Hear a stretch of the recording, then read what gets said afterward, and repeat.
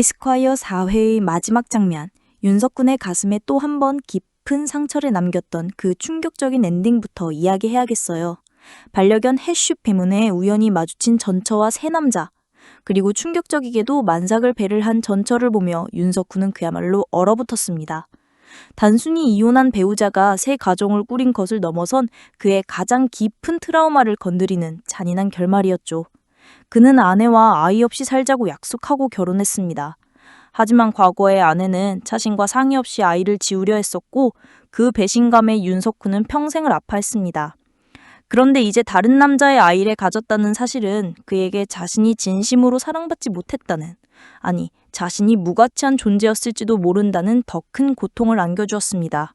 사회는 바로 이 깊은 상처의 근원을 보여주는 동시에 그가 왜 그렇게 냉정하고 비정하게 보일 수밖에 없었는지에 대한 해답을 던져주며 포문을 열었습니다. 그리고 이 모든 심리가 최철민 대표의 명예훼손 사건에 고스란히 투영되었습니다. 코모펀드의 대표 최철민은 돈을 미끼로 윤석훈에게 자신의 딸을 학대했다고 주장하는 가정부 김영숙을 처리해달라 요청했습니다.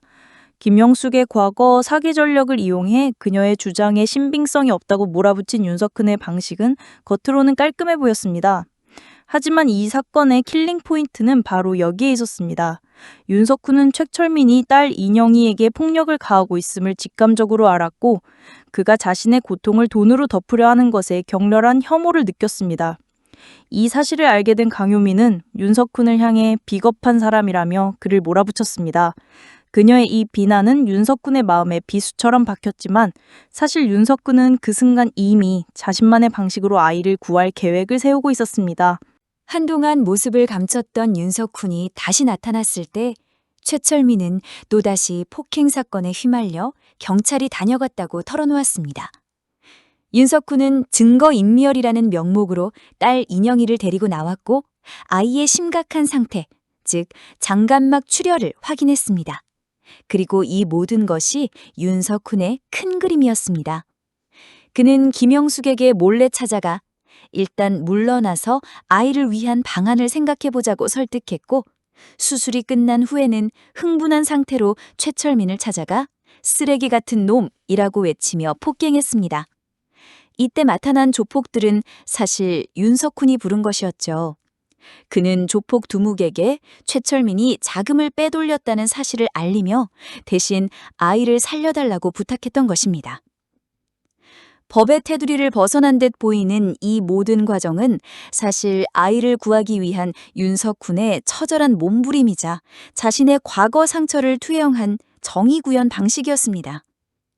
자신에게 아이를 안겨주지 않았던 전처의 모습, 그리고 아이를 폭행하는 최철민의 모습은 그에게 동일한 분노와 상실감을 안겨주었을 테니까요. 결국 그는 최철민을 파산시키고 양육권을 생모에게로 넘기며 아이를 구했습니다.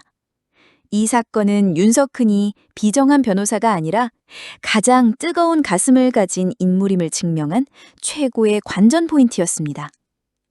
이 모든 과정을 지켜본 강효민은 자신이 윤석훈을 오해했음을 깨달았고 그를 볼 때마다 얼굴이 빨개지는 자신을 발견하며 사랑에 빠졌다는 사실을 아직 깨닫지 못하는 모습이었죠.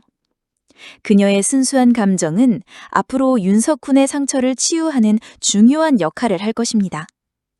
사회는 윤석훈이 아이 없이 살자는 약속을 깨고 다른 남자의 아이를 임신한 전처를 마주하며 끝이 났습니다.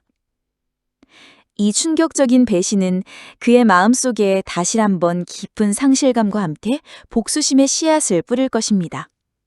하지만 그에게는 이제 과거의 그늘에서 벗어나게 해줄 유일한 희망, 바로 강효민이라는 존재가 있습니다. 과연 효민의 따뜻한 마음이 윤석훈의 차가운 복수심을 녹여내고 그가 잃어버렸던 행복을 되찾아 줄 수 있을까요? 다음 회가 기다려집니다.